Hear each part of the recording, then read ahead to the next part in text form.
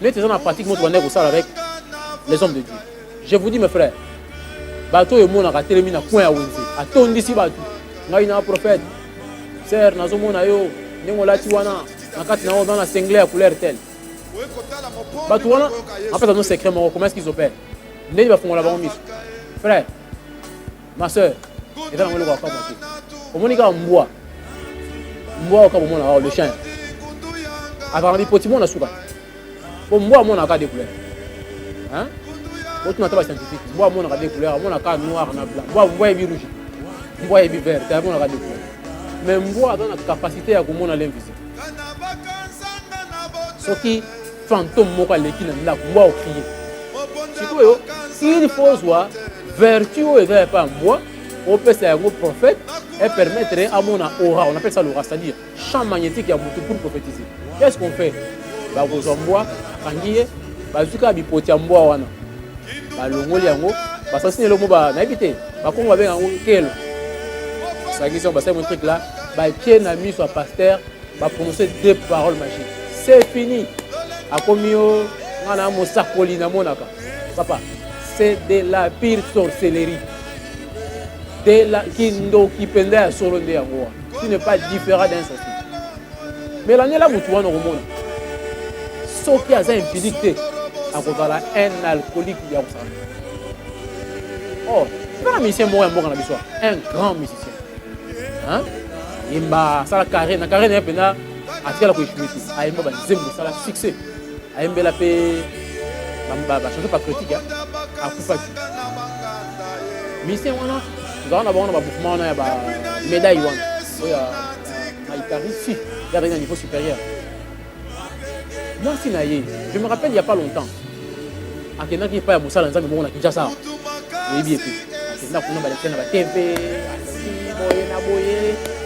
Cette sœur-là, il a témoigné, soi-disant, qu'il a la médaille supérieure.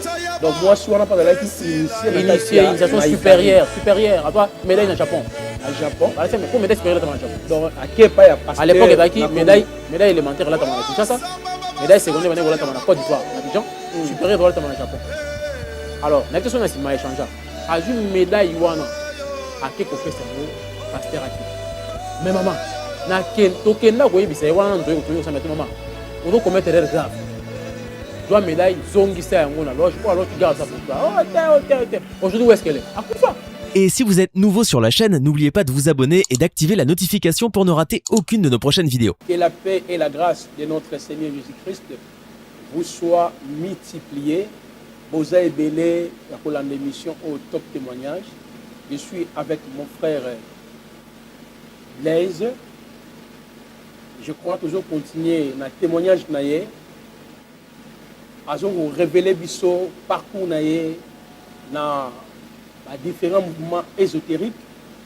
Mais ce qui est important, à sali 19 ans dans le yoga. C'est là où notre cher frère Blaise a connaître une initiation avancée sur le plan physique et sur le plan astral. Et n'hésitez pas, ceux qui ont des questions, veuillez envoyer vos questions à vous répondre un mot par la grâce de Dieu. Et je m'en vais pour dire à mon invité, bonjour. Bonjour mon frère. Comment vous allez? Oui, ça va par la grâce de Dieu. Est-ce que vous avez un mot par rapport à la première partie, la deuxième partie? Pour l'instant, nous sommes dans la troisième partie. Na koye bisaba na nzambe boye. Soki tozu opportunité à pour les gars médias pour faire ça témoignage oyo kolo eso que ça sali na biso. C'est parce que nous-mêmes nous avons été aussi édifiés par les médias. Amen. Moi personnellement, j'avais suivi l'évangile de John Mopondi à la télévision. OK. Il y a eu des gens qui ont mis des moyens pour que la télévision fonctionne et que ngai pe le notre opportunité wana ya pour la délivrer. Amen. Alors je vais utiliser le même média aussi pour édifier mes frères et sœurs qui sont là. Pour dans le mouvement on a. Donc pour la édifier, tu es au coup misa mutute. Tu es faire voir yo que Yesu a coupé ça yo bomo ya seko. Amen. C'est ça notre raison de venir danser comme ça. Gloire à Dieu. je crois bien, pour Nabandeko, Bazolanda Bisso, Basibiso, pour Lelo, notre frère a sali 21 ans dans la pratique occulte ou fétichiste. Aujourd'hui, le Seigneur l'a délivré par le biais de son serviteur, l'évangéliste John Moponami. Nous voulons continuer là où on s'est arrêté avec vous, messieurs Aruna Blaise. Vous nous parliez par rapport à votre initiation. Et je voudrais que Lélo tôt avancé sur le plan astral. Nous avons compris sur le plan physique. Il y a d'abord une dame qui était venue, c'est par elle. Et on voit qui m'a belé. Et puis il y a aussi un autre homme africain qui a des nationalités françaises, avec le Congo, a participé à l'initiation dans ma Camoué Bandang, a parti. La première vidéo, deuxième vidéo, tu nous as démontré beaucoup de choses sur parcours pendant 21 ans, mon mouvement ésotérique et votre initiation. Est-ce qu'aujourd'hui, vous avez un élément encore à ajouter, toujours dans l'initiation dans le mouvement ésotérique Yayoka? Oui, aujourd'hui nous allons parler avec nos frères et sœurs. Je voulais apporter une certaine différence. Parce qu'on parle du plan astral. Un être humain qui vit sur le plan physique, il va laisser son corps physique, il quitte pour aller opérer sur le plan astral. Les sorciers aussi font la même chose. Mais où réside la différence? Ça, je vais un peu parler. Donc, je vais plus parler sur l'astral inférieur, et puis ensuite, on va parler sur l'astral supérieur. Okay. La différence qu'il y a entre un mystique et un sorcier, c'est à ces niveaux. Les sorciers peuvent quitter aussi son corps. Le mystique aussi quitte son corps. Mais il y a une différence. Les sorciers, pour se débarrasser de son corps physique, il sort soit par le nombril ou par l'anis. Bamusu va se servir avec un casse de tomate, par exemple. Mususu. Il casse de manga. Mususu va revoir. Nervir, il y a Ramos a dit, ils étaient à combo pour sortir. Et puis quand il sort, soit na nice, soit na mutolo, na nombril. Et lorsqu'un sorcier sort, quitte son corps pour sortir, il est limité par le temps. C'est-à-dire, les sorciers à Tizaka à Boutou. Hein? À partir déjà à 19h, voilà, il peut sortir.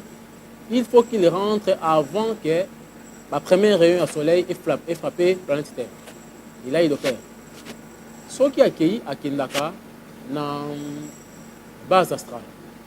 Et les expériences des sorciers sont à 80% des illusions.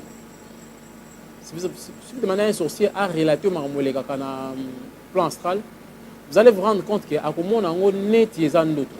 c'est ça la différence entre les sorciers. Alors qu'un mystique, elle va limiter la temps. Il peut sortir même à midi, à minuit, à 10h, à n'importe quelle heure. Même pendant la journée, il peut sortir. Et quand il sort, Sokaye, il va vous relater ça avec exactitude et avec précision. Parce que vous le vivez. Okay. Le corps est là, immobilisé, Nicolas quitte, Nicolas Mbet, vous sortez. C'est ça la différence. Maintenant, les sorciers, quand ils opèrent, ils opèrent à plan inférieur, il y a astral. C'est-à-dire astral inférieur. C'est pourquoi vous voyez dans la sorcellerie, ils ont un négatif. Sorcier à Salaka et Loko, il y a malam. Un sorcier ne peut pas faire quelque chose de bon. On ne vous trompe pas, mon frère. Oh, nous avons notre grand-père qui est sorcier, il est là pour protéger la famille. Il ne protégera jamais la famille, parce qu'il est sorcier. Donc, le but de la sorcellerie, c'est de faire du mal et de détruire. Ils opèrent sur le plan infernal. Et un sorcier, lorsqu'il opère, il est censé nourrir, c'est-à-dire remplir la marmite. Dans le sacrifice, il y a battu. C'est-à-dire, il faut apaiser sa battu. Maintenant, le problème, c'est quoi chez les sorciers? Les choix, il y a Moutou aux Opesa. Ce n'est pas votre enfant sorcier qui va faire les choix. Non, ce n'est pas lui qui fait le choix. C'est dans la cour, on vendit, on décide, bon, ça va, l'élo est là, tournaillot, c'est toi qui vas sacrifier. Européen s'habille tel monsieur. Et dans la plupart des cas, si vous analysez, vous allez voir que les choix, on fait les choix souvent dans Moutou et Ada important dans ta famille. Moutou Ada utile. Même si vous refusez, on va vous obliger de sacrifier cet homme-là. Nabana Moutou va ça là-bas. Moi, si pour nous, so poni à moi c'est ta mère qui part nous tout pe ba so ka sala choix ndimi yo koye ba te au moins na tongo boye vers 4h ba li on dirait emballage moko ya cadeau soit et otala boye au moni minute misuni le matin quand tu te réveilles à 9h ba biso grande sœur na yo petite sœur na yo ndeko na okufa et maintenant ça écrit un sentiment moko ya révolte ya haine et ko comme na tour ya muninga asa la choix ya muto ya coopérer ba pona ka muto important et ça continue comme ça ne fait que détruire les familles mais dans la sorcellerie un sorcier peut renforcer le pouvoir de la sorcellerie par des pouvoirs mystiques occultes. Je ne sais pas si un pouvoir magique. Là, maintenant, il peut opérer pendant la journée. Pendant la journée, il peut envoûter. Au moment où on a vu un robot. Il est comme à 16h. À vu balai à combi. À combi. À combi. À sangisi, mati à recouper en haut. À Pélissimoto. Or, il y a des paroles qu'il va prononcer. Milinga on est au pendant la quartier. Soit nous sommes attendre 2-3 prières moko boye au kilt. Alors bien on pendant milinga on la quartier. Ba jeune fille nyon so dans la quartier o ba ko inhaler milinga nga wana. Ni bala e comme la bango passer comme la bango boye. Vous allez vous rendre compte dans un quartier oyo. Ba si ba la ka mobulu. Ba la quartier ba. Ce sont des pratiques ça. Ça c'est un maître social à développer ba capacité. Mais un apprenti social à quoi bimissier, baké, bapessier, mouvement. Et puis, là, on nous a insisté. Une personne qui a déjà été au préalable sorcier, Soka na magie, c'est facile pour lui. Parce qu'il est avec un visa astral. Soka il ne va pas traîner. Tout. Et puis, remarquez, ils sont la star, Nabiso, pas musicien, pas footballeur, pas peintre. Artiste, comédien, cinéaste, ceux qui déjà au départ avaient sorcier, soit contre Nabilo Gouana, et roulent facilement. Ah, c'est bon, c'est vraiment intéressant.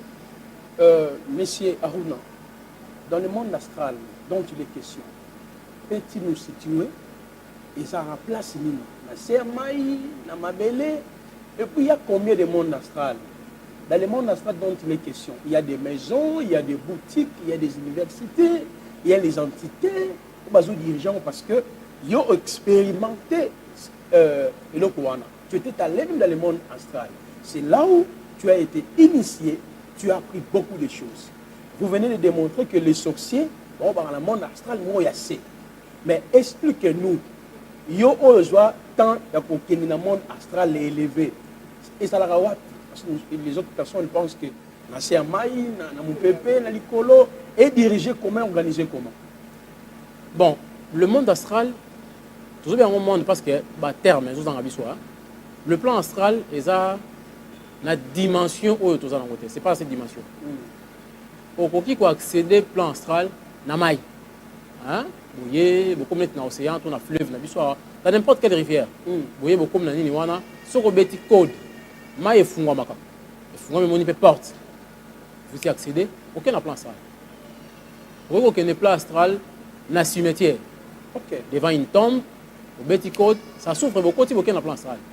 Au qui peut un plan astral, na qui tu n'as pas un vandi.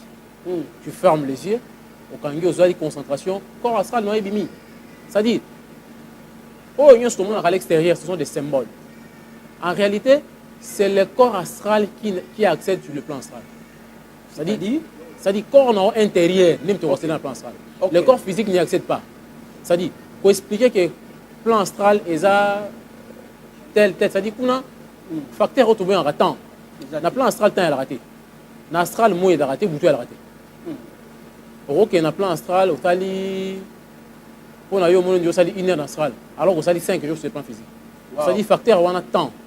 Tu perds quand vous quittez le corps. Lorsque vous quittez le corps, le temps et l'espace restent derrière vous. Très bien. Parce que dans le plan astral, l'espace n'existe pas. Dans l'astral, au côté de Awa, normalement, on s'est retrouvé dans le Goumba. C'est comme vous voyez, un sorcier à Kolongwa, na 20h, na Kinshasa, na 20h05 minutes, il est en Amérique, à Lokimutu, na 23h à Zongi.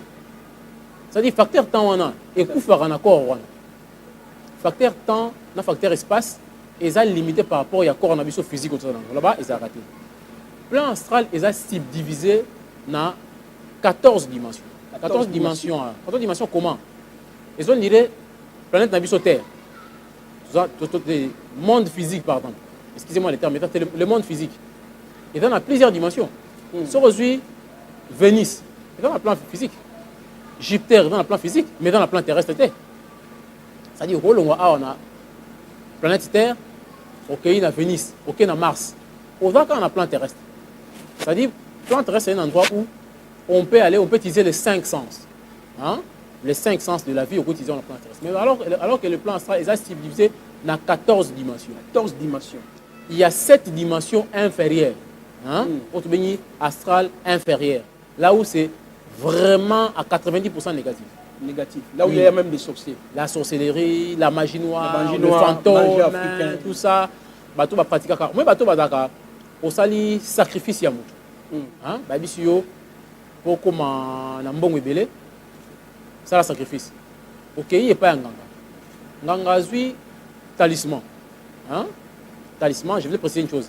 Banomi bakanzaka talisman et là médaille au monde la pesi. Oh mutu minda peta mutu minda pas ça talisman. Bakozwa poso ya nyama. Bakati bachebilo peta pe talisman. Babilo ko wana nyoso mona kana ba talisman, ba fétiche et dans la animé par ba esprit eux ta na base astral. Yo osali sacrifice ya mutu pour avoir l'argent, pour avoir le pouvoir, pour avoir la popularité. So comment non afana comme célèbre, na comme na mutu munene ba yebanga ina dans un grand musicien, un grand chanteur ou un grand footballeur. Na sacrifier mutu akufi. Mutu wana akendra maintenant pour résider dans plan astral. Parce qu'il va retenir prisonnier. Il est là maintenant pour te servir. Toutes ces opérations-là sont opérées dans astral inférieur. Maintenant, la partie astrale supérieure. Là où il y a 14 dimensions. Oui, 7 plans. Peut-être plan inférieur, c'est-à-dire plan inférieur, plan négatif.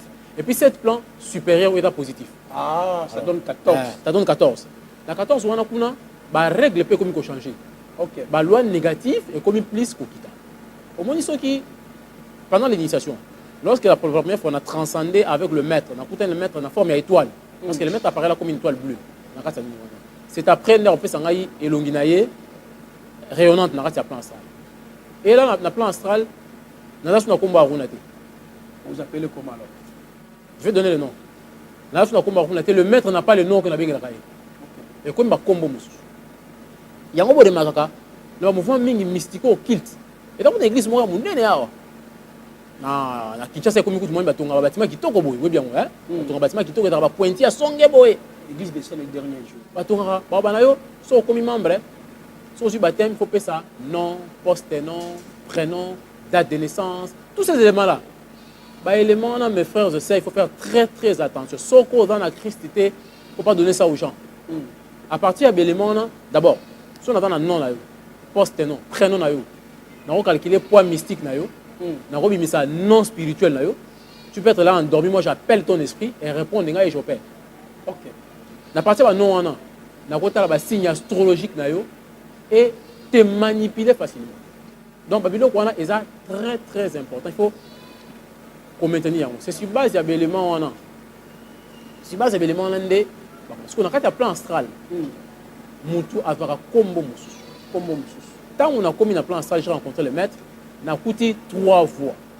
Il y avait la voie gauche et la voie droite et puis la voie du juste milieu. On a commis un carrefour. Le maître était là, à Otalanga, il a ça la choix. Or, déjà, au niveau d'enseignement sur le plan physique, ceux qui ont emprunté voie à gauche, là, je vais exceller dans la magie noire. On va opérer des histoires négatives. On fait un exemple. Nathan Ganga, on fait ça battre Kisi. Bah comme on a bon, mais batouana, si on dit Kisi n'a aucun nango. Après 6 mois tu meurs. Ok, je perds dans la négativité. On soit PCO, succès au musicien, au sali succès après 6 mois, au quoi il y a le côté. Ça c'est dans la magie noire. Si on a bien bon côté, je n'ai pris la voie de la droite. Là maintenant je perds dans la magie blanche. La magie reste la magie. La différence c'est ça. On a pas intention, on a pas résultat et opération. Okay. Là, c'est sur le plan astral. Mais la voie du juste milieu, si on a pogné en haut, là, je continue avec le maître pour aller dans ma niveau. Moi, personnellement, quand je suis arrivé, après d'avoir pour l'enseignement, le maître m'avait dit ceci. Yo n'a pas vie antérieure, c'est-à-dire réincarnation passée. Vous avez déjà disciple et maître mon quoi mounene. Ah bon? Si on a vu Oyo, il faut te former parce que yo peut comme un maître. Donc c'était la formation qu'on m'a donnée. Alors, dans la formation qu'on m'a donnée, on interdit certains éléments. Ça c'est pour les autres initiés. Il faut que l'enseignement ou atteindre le niveau supérieur le plus élevé. Comme ça, on va couper ça enseignement. Donc bref, on a organisé la conférence. Bandeko dans la prison Makala. Si vous vous rappelez, c'était dans le 6e mois. On avait organisé une activité dans la prison centrale à Makala. Dans le 6e mois en 2019. Si vous vous rappelez de moi, dans la costume, il y a grise, dans la chemise, il y a bleu. Dans la prison centrale à Makala. Place Bakinte, c'était un vendredi. Vous vous rappelez de ça. Notre activité spirituelle. C'était ça mon travail. Conférence, ok, petit cours à initiation, c'était ça l'objectif qu'on avait fait sur le plan astral. Maintenant, au niveau astral supérieur, il y a des entités aussi qui viennent pour vous servir. Ça dépend. L'engue, aux jolis enseignements au niveau de temple, moi, j'avais des entités qui étaient dans le service d'Angaï. Mais pour que ces entités-là travaillent dans le compte d'Angaï, il fallait à tout prix aussi que ça l'offrande. Offrande, voilà, quand je parle de l'offrande, ça dit donner le sang humain. Et ce qu'on peut sur le sang humain en offrande, il y a moins qu'on servir l'énergie dans l'esprit, dans l'entité pour te servir. Mais tant qu'on passe dans la dimension, il y a un plan moussou, on avait compris que on peut sacrifier mon temps, ça coûte déjà. Donc, en un mot, tout le monde a un enseignement sur le plan astral pour influencer sur le plan physique. Okay. Avant de continuer, j'aimerais justement revenir sur un point qui est important. Comme moi, je prie dans cette église que vous venez de citer, l'église des Saints les derniers jours. J'étais membre, je fus baptisé. Tu as reçu la prêtrise d'Aaron, la prêtrise de Melchisedec? Exactement. Vous voyez? Maintenant, sors et j'en ai parce qu'aujourd'hui, je suis en Christ. Le Seigneur m'a libéré. Mais pour les frères et les sœurs qui sont encore dans l'église où on a des saints les derniers jours. Mais mon frère, lorsqu'on vous dit, par exemple, Christ a lobby, à la résurrection, les hommes seront comme des anges. Ils ne prendront ni des femmes et les femmes ne prendront pas des hommes. Bon, on scelle le mariage pour l'éternité. Ceux qui ont koufi, moi ça koufi, beaucoup de l'autre côté, beaucoup continuent à célébrer le mariage. Vous ne voyez pas que ils sont liés sur le plan astral. Office, il y a temple. Ce qui se passe dans le temple, il y a ces derniers jours. Pourquoi ce que dans le temple, ça raille t-shirt, triangle ancien. Ok. N'est-ce pas là, signe franc-maçon? Sortez le livre des Mormons, prenez le livre des Mormons, lisez la dernière page. Les 3 témoins vont signer le livre des Mormons. Ce sont des francs-maçons. C'est-à-dire, ce sont des pratiques où ils sont là. Quand on va détailler, on a été. Lorsqu'on vous confie la prêtrise d'Aaron, d'abord, on va célébrer Sainte-Sainte le matin avec le pain et de l'eau. Moi, pendant que on va à la boulangerie, on va pain coupé. Est-ce que, mes frères et sœurs, vous êtes chrétiens, est-ce que la Sainte-Sainte va vraiment aller pour bâcher les vides? Non. Déjà, on vous désoriente par rapport à la vérité. Et sort maintenant. Bazouaka, identité, on a pour que benga esprit na yo na kati ya temple. Les barobimsa non spirituel na yo. Et au fur et à mesure, il y a comme un moyen, aussi poste moi bien, comme dans bongo. Mais à la fin, au combo ta moti moi na moboye, moi na pas dingue. C'est-à-dire entité mon quoi ya base astrale ko accéder dans la famille na yo. Très bien. Cette entité astrale wana na famille na yo, il va vous donner du fil à retordre. C'est ça. Yo zo mona mutu wana te mais attends na mona moko wana ya dingue wana donyo, c'est ça. Donc tout se passe au niveau astral. Merci. La deuxième question, avant qu'on continue sur les 3 chemins que tu avais vus dans le monde astral, je voudrais d'abord préciser un élément qui est fort. Dans le monde astral, que tu avais déjà un autre maître. Le maître est là, c'était par rapport au mouvement occulte, les cas qui avant il y a yoga, où c'était Jésus-Christ.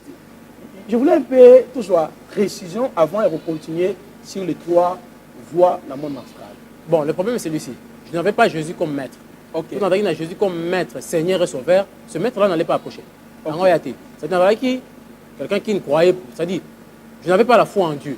Il y a un moni, avec facilement, maître qui facilement rejoindre. Mais il y a un principe dans la spiritualité zarabo. Ceux qui n'a se faire initier par un maître X, Ok. dans la discipline, les jours où on a rencontré maître Y, et que le maître Y est plus puissant que le maître X, à quoi tu n'aurais pas un maître X, donc comme disciple. Donc ça dit, pour évoluer, il faut que le maître soit plus puissant que le maître. Les gens disent un maître Taka, avec qui Makati. Mais quand j'ai rencontré le Seigneur Jésus-Christ, les rois des rois, les seigneurs des seigneurs, le maître de maîtres, Hassanine, il m'a arraché chez le maître. Ouais. Ça dit, la spiritualité c'est ça. Il y a qui assez. Les maîtres dont il est question, c'est l'animation.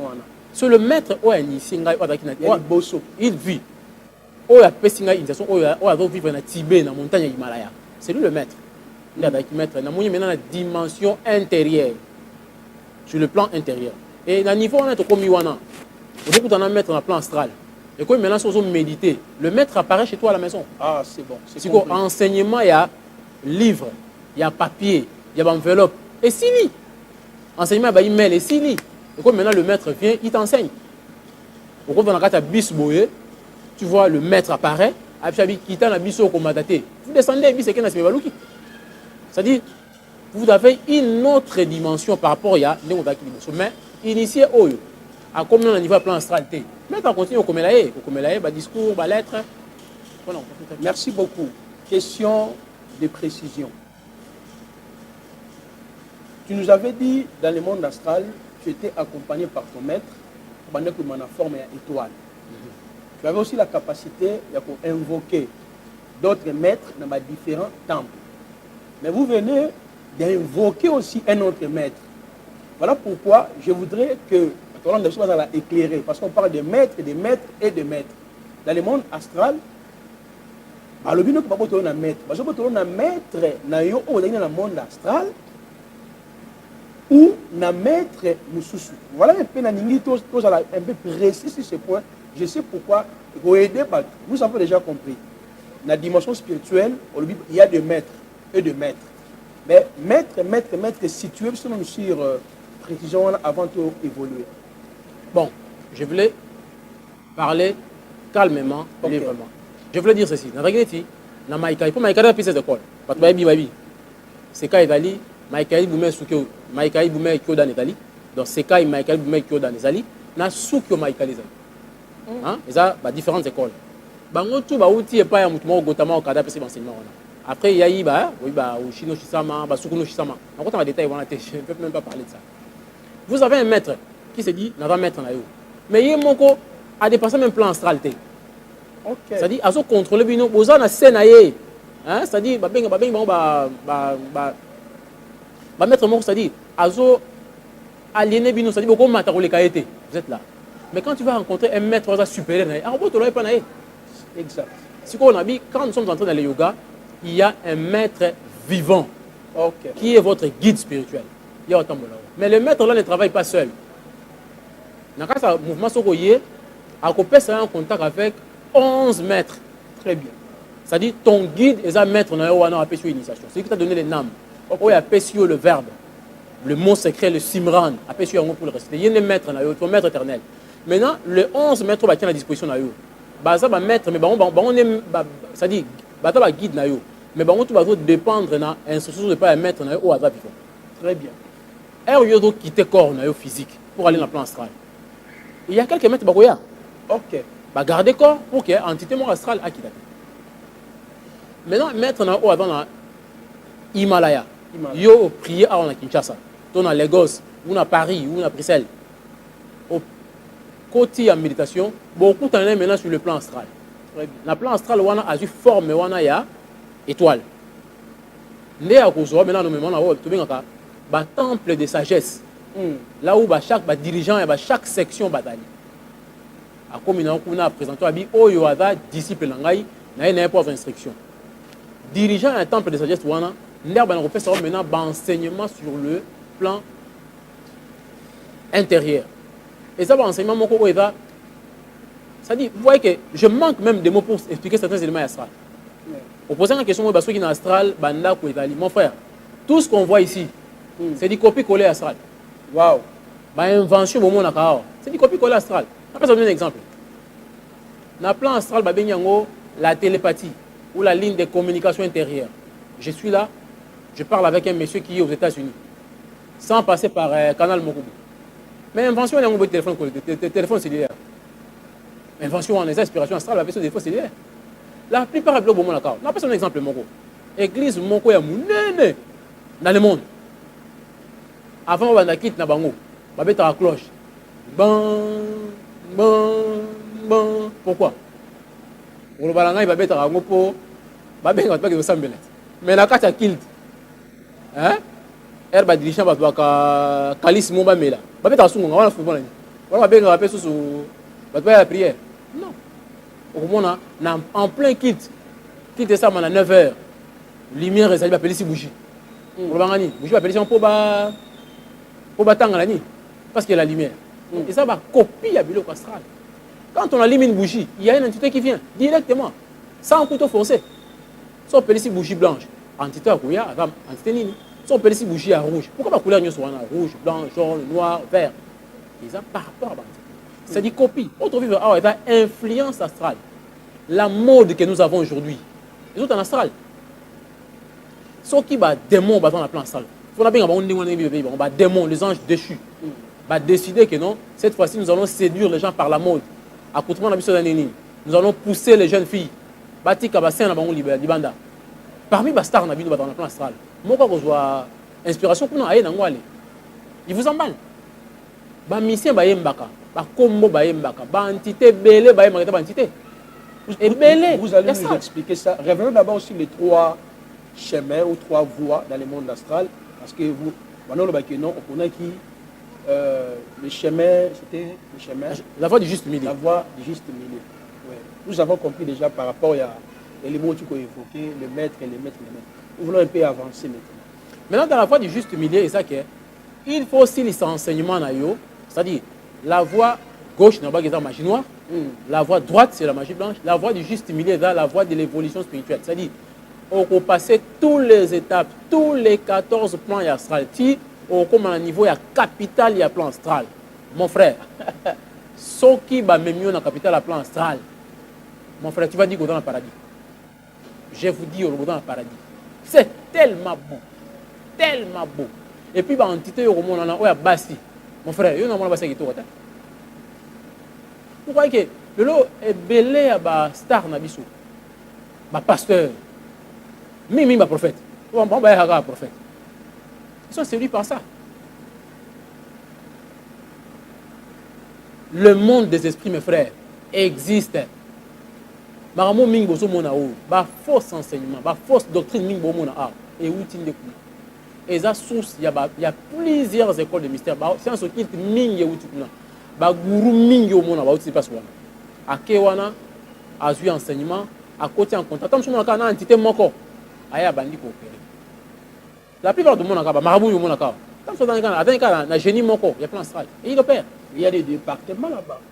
Il y a des milliers. C'est-à-dire, l'entité bazaï, si tu veux devenir riche, Zali, à commission riche, du coup, mais pour combien de temps, mon frère? Est-ce que la vie n'est pas plus importante que l'argent? Est-ce que la vie n'est pas plus importante que le vêtement? Ce qui est l'autre, on a 100 millions de dollars. Et que le coronavirus est là. Ils ont frappé, ils ont bombardé, comme une étape, il y a Souka. Comprimé il y a antiviral public en corona. C'est 100 millions de dollars. On fait ça. Vous voyez que l'argent par rapport à la vie, ça ne représente rien. Et maintenant, en astral, l'entité, on a que la vie est plus importante que le corona. Alors, propose quelque chose d'éphémère que tu vas accepter. Maintenant, pour Bissot, tu vas coopérer, tu vas comme candidat à Bango, disciple à Bango, il fallait prendre cette influence-là et à plan astral, ramener ça ici. Nous sommes en pratique avec les hommes de Dieu. Je vous dis, mes frères, bateau et mon a terminé à coin à Wenze. Attendez ici, bateau. Nous avons un prophète. Sœur, nous avons un yo, nous avons dans la cinglée à couleur telle. Batouana, en fait, nos secrets, comment est-ce qu'ils opèrent? Ils vont faire la bonne mise. Frère, ma soeur, et dans le monde, on va moitié. Au monde, il y a un bois. Mboa au monde, le chien. Avant les petits, on a sougat. Pour moi, on a des couleurs. Hein? Bon, tu n'as pas scientifique. Moi, on a des couleurs. On a noir, on a blanc. Moi, on a rouge. Moi, on a vert. On a des couleurs. Mais moi, dans la capacité à comment on a l'invisible. Ce qui fantôme, moi, qui n'a moi au crier. C'est quoi? Il faut voir vertu et pas moi. On peut faire un prophète. Et permettrait à mon aura, on appelle ça l'aura, c'est-à-dire champ magnétique à Moutou pour prophétiser. Qu'est-ce qu'on fait? Bah, Gozamboa, à Kangiye, bah, Zuka Bipotiamboa, wana, bah, Longoli yango, bah, ça c'est le mot, bah, n'habité, bah, comme on avait un kelo. Bah, ça qui sont, bah, c'est mon truc là, bah, tiens, ami, soit pasteur, bah, prononcer des paroles magiques. C'est fini. A comio, on a mon sakoli na monaka. Papa, c'est de la pire sorcellerie. De la kindo qui pendait à Solonde Angoa. Tu n'es pas différent d'un sorcier. Mais l'année là, Moutouan Romona, ce qui a impédicté à cause de la haine alcoolique qui est à Rosaland. Or, dans un Zambie à Solizar, je vous dis la vérité, dans un Zambie à Solizar, même quand on opère là-bas dans le domaine, il y a occultisme, véritable don et sali. Bah, relaté au film avec des détails, et ça là. Mais oh, on a basé là, pouvoir infernal, il y a base astrale. Et ça, la sorcellerie. Mais le loyo, pour que tu sois lié, l'église, le prophète, c'est ok. Et puis, bota là-bas, la plupart. Au moment on a Akoloba. Mais, dans la vie, il y a un changement. Et qu'on va la tête. C'est pourquoi il y a dans la pratique. J'insiste encore. Le cas Moussal, il y a un Zambie. Autant en Belgique, autant en Allemagne, autant en Hollande, autant aux États-Unis, autant au Canada, autant wapi. Luka Mosala Nzambe o yo aza ouin. O Nzamba pakoli aza pakola mi Nzambe yenda ko aider yo. Et dans la musicien mo mboka na biso, un grand musicien. Hein? Ayemba sala carré na carré na pena atikala ko échoué. Ayemba ba nzembo sala succès. Ayemba la pe ba chanson patriotique hein. Akufaki. Musicien wana nous avons un mouvement na ba médaille wana. Oya Maïkari, si, il y a un niveau supérieur. Moi, si naïe, je me rappelle il n'y a pas longtemps, à Kenya qui est pas à Moussa Lanza, mais bon, on a Kinshasa. Oui, bien, à Kenya, on a Alexandre à TV, à Lobi, Boye, Naboye. Cette sœur-là, il a témoigné, soi-disant, qu'il a la médaille naïe, on a supérieure. Donc, moi, si on n'a pas de là qui initiation supérieure. À toi, médaille dans le Japon. Au Japon. Mais pour médaille supérieure, dans le Japon. Donc, à quel pas à l'époque, il y a médaille élémentaire, là, à Kinshasa. Médaille secondaire, là, à Côte d'Ivoire, à Abidjan. Supérieure, là, au Japon. Alors, la question est échangé. À une médaille, à quel côté c'est un mot pasteur à Dieu. Mais maman, na kenda ko yebisa wana ntoyo to yosa mettre maman. Odo commettre erreur grave. Joie médaille zongisa yango na loge ou alors tu gardes ça pour toi. Oh, aujourd'hui où est-ce qu'elle est? Akufa. Boyebi, akufa côté mabele. Donc on ne s'hazarde pas. Aucun outil qu'elle pas n'importe qui. Mon frère yo lingotika. Bondela nzamba la tsawa musala nzambo atane pakolamité. C'est lui qui est ouin. Amen. So atane pakolamité. Na yo nae bozima. Ba entité à plan astral. Ces entités-là ne badinent pas. Basale là qui yo musala, yo aussi bénéfice. En contrepartie, yo paye pour zongi c'est la bango. Oko zongi ça. Mon frère, tu vas payer. Yo bomi batu. Ozui ba nièce na yo, comme si bango basi na yo. Tu veux bien donner ça maré. Ça va pouvoir astral. Les ça bongo. Mais en contrepartie, tu vas payer. Yo lia kaka. Bazemi. Yo maka sinon na kolia bazemi. Yo posa patron lia kaka bana misala. Tu vas payer pour ça. Bah entité nyon somo na kawana. Bah zéro na astral. Oui, bi son dirati. Bah zéro na astral. Donc na to ko sa dossier na yo, soko dans le bureau ko wana. C'est facile. Le numéro là appelle. Il y a quelqu'un qui est dû à ouin. Ah bon de la pona aussi là. Ngai de le qu'on a bino. La pratique on est là qui. Bah bon de la pona ngai sans beaucoup d'efforts. Yo na tiki. Na moni pe a en église a. Des sorciers abandonnés. Viens mon frère. Dans la poste. Amen. Oui, je crois que, mes chers frères et sœurs, nous nous approchons déjà presque à la fin de notre émission. Mais il y a des choses pour y retenir, attention Nanga. Participation dans le monde astral et le chemin Oyo Olanda Kiwana. Je voudrais qu'on a parti à 4e émission pour expliquer bien ni Oyo apprendre dans le monde astral, ni Ozu dans le monde astral. Et puis qui dirige le monde astral? Ok. Il y a combien d'entités? Toujours parler de 14 dimensions.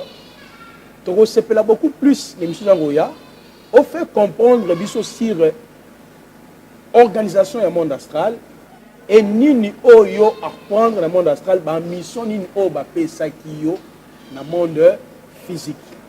Mais avant de clôturer, je ne sais pas, si vous avez un message, il y a quoi adresser à ma frère, ma soeur, soit à ma païen, pour pratiquer l'occultisme, ou il y a une précision que vous voulez fournir par rapport à l'élément que vous développez. Nazo pesa conseil plus na ba maman. Il faut qu'on évite que il y a quand un problème là dans la place publique. Na mokili oyo nous doit pembeni na yo pour éviter à animer de quel esprit. Et arrivé qu'une fois j'avais une petite amie avec qui tu as réuni dans le même mouvement actuellement dans Londres. Alors on a eu quoi quand l'émission est à Londres. Tu connais quelque part dans la commune de Makala. Commune de Makala à côté de la maison communale. On a trouvé un monsieur, un jeune couple, basé dans des difficultés financières. Moi c'est comment hier, on va pas comment hier. Alors la femme, dans la discussion bongo, a tiki moi. Ah bien, a tiki moi on a été. So ils sont pas zoyer. On va pas tiki moi. Et pourtant, la dame qui était avec moi à côté, après un problème, il y a sacrifice, c'est pas na esi magité. Abna biaya. Ma solo yango. Bato yo bava na commune Makala, ils savent cette histoire. Ça donne pas sa précision. Ba une histoire où la fille, à ça dit ce qu'elle devait faire, assume-moi. Moi si accueilli mon bel accueilli moi na Nicolas, moi na koi na ça Nicolas. La femme tant accueilli a commis musika mon abi ah nazo on entend est-ce que moi na ona papa na yaki na betikali. Era yeko zonga boy. Akuti moi na lembi. D'autres moi lembi. Moi atomé moi na boy. L'enfant n'était plus moi na. Donc par là je voulais dire ceci. Maman, papa, ceux qui ont commis ma bana na pas ya Christ té. Osa musala pour nous protéger bango tabala. Atati. Bato yozo moi na nzela wana. Tout so mo na ye o minimiser au salaire grave. Mutu wana akokota na famille na yo a opérer pe atiki na pasi. Il n'y a que Jésus qui protège. Amen. Nazo témoigner te on a kumisa mutu moko boy. Nazo témoigner pour vous montrer ce que Jésus a fait dans ma vie. Na canal ya mosali na ye. L'évangéliste c'est John Moponi. Obiso benga Moponani. Donc si tu as un problème, sans qu'on arrive à la pratique, on a vu qu'il va te belé. Bande ko belé, qui n'aurait pas marabout, moi, après ça, il y moko bo. Qui n'aurait pas un ganga, après ça, bracelet, après ça, nini. Au commandant médaille mobo na Londres, na Irlande, na Inde, Wapi, na Japon. Au commandant le mo lata, au baila au tika. Babilo koana et le moira complètement té. Prochainement, l'émission Zoya est au parler sur un plan. Passage union son anda ko yanganga, nanda ko marabout, na mouvement mystico occulte. Etika ka empreinte ba bengo ba implant elongwa kate ekolongwa kaka soki okutani na mosali ya nzambe oyo aza loin abondeli pona yo nzambe kani nda longola yango. On va parler dans le prochain numéro. Bolanda biso ka bozala ka abonné bolanda biso boko. Merci beaucoup, nous arrivons à la fin. Je crois que bozolanda ndekona biso Blaise nous avons exposé pour sa témoignage naie conformément à Acte chapitre 19, le verset 19. Bato ba pratika qui mange, on a porter ba livre na bango, ba objet magique na bango publiquement. Je crois na 4e partie à sa biso nin oya apprendre na monde astral et puis ba mission ni ba pesa qui est na mokili oyo tozana yango. Nous arrivons déjà à la fin. Nous disons merci à nos frères et sœurs dans le Seigneur. Continuez à vous abonner, partager la vidéo. Restez toujours branchés dans votre chaîne. Que la paix et la grâce de notre Seigneur Jésus-Christ vous soient multipliées. Merci beaucoup. Merci. Et si vous êtes nouveau sur la chaîne, n'oubliez pas de vous abonner et d'activer la notification pour ne rater aucune de nos prochaines vidéos.